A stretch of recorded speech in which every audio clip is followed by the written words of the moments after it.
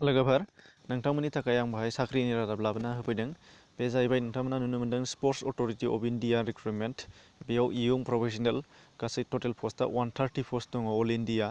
नाथाय लास्ट डेटखौ नोंथांमोना 20 डिसेम्बरावनो बिदि लास्ट डेट जागोन अर्थात दिनै 7 थांबायानो दानिया खोथाया जाहैबाय बेयो नोंथांमोनहा नुनो मोनगोन कन्ट्राक्चुएल बेसिसाव डिटेल्स नायनानै नायनायनि सिगां नोंथांमोनखौ खावलायदों जाहाथे नोंथांमोनहा नेगेटिभ थिंकिं साना पजिटिभआनो आंखौ आरो जों इउटिउबारफोरा साख्रिनि रिक्रुटमेन्ट होआ साख्रि रिक्रुटमेन्ट होग्रा गासिबो अफिसियेल लिंक दंखायो बेनि सायावसो सोनारनानै होयो मानो होनबा गोबां कमेन्ट्सफोरा नायथावै जायो जेखि जाया मानो नोंथांमोनहा नायनानै लांदो यं प्रफेसनेल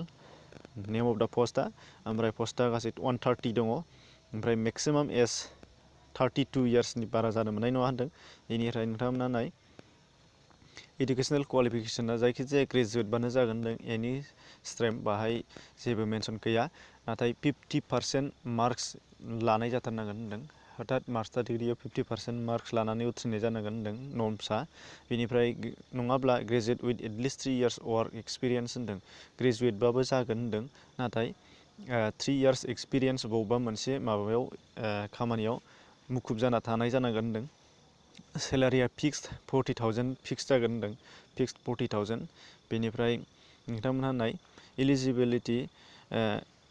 क्राइटेरियाफोरखौ नाय इलिजिबल एन्ड उइलिं केन्डिडेट्स मे साबमिट दियार एप्लिकेशन्स थ्रु ए लिंक्स बाहाय नोंथांमोना नुनो मोनगोन गासैखौबो एप्लिकेशनफोरखौ नोंथांमोननिया एप्लाइ खालामनो सानदोंबा लिंक दंखायो बे लिंकनि गेजेरजों एप्लाइ खालामनो हागोन होनदों स्पर्ट्स अथ'रिटि अफ इन्डिया.nic.in आव नङाब्ला डाइरेक्टलि नोंथांमोना नैबाहाय माखासे लिंक होनाय जादों बे लिंकआव नोंथांमोना हाबबानो जाबाय एप्लाइ अनलाइन क्लिक अफिसियेल आरो नटिफिकेसन अफिसियेल नटिस बे मोनथामखौ नाय दा बेयाव बुंनो गोनां खोथाया जाहैबाय दा आंनावसो कुइसन खालामफिनगोन नोंथांमोनहा लिंकआव हाबनानै जुदि मोनाखैब्ला बे लिंकआव हाबनानै जुदि मोनाखैबा बे आंनि दाय नङा नोंथांमोनहा बे आं जाय लिंकआव हाबनानै नुदों बे लिंकआव हाबनानै नोंथांमोनहा बेखौसो नायनांगोन बे जाहैबाय allasamcareer.com नोंथांमोनहा बेखौ नायबानो जाहैबाय दा जेखि जाया मानो अफिसियेल नटिस बेखौ नोंथांमोनहा नायनानै लाग्रा अफिसियेल नटिसनि लिंक नै नोंथांमोना जुदि फोथाया ओंखायनो जुदि फोथायनाय गैयाब्ला नोंथांमोना नायना ला दिन्थिना होगोन आं गासैखौबो जाहाथे नेगेटिभ साना नायदो स्पर्ट्स अथ'रिटि अफ इन्डियानि बियो एडभार्टिजमेन्ट गासिबो बे सेमानो नोंथांमोना नुनो मोनगोन आरो नोंथांमोनहा बाहाय गोबां बाथ्राफोर दंदेरोमोन दहाय जाय गैया बेनिखायनो नोंथांमोनहा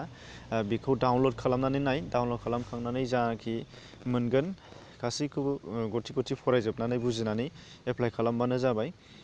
अब्ला लोगोफोर नोंथांमोननि थाखाय दिनैनि साख्रिनि रादाबा बेनोमोन हायार इडुकेसननि थाखाय बियो जादों ओंखायनो नोंथांमोनहा खोब एप्लाइ खालामोबा मोनगोन होननानै आसा खालामनाय थायो अल इन्डिया नालाय आरो बेबो 50% मार्क्स नांगोन होनदों अर्थात मास्टार डिग्रियाव 50%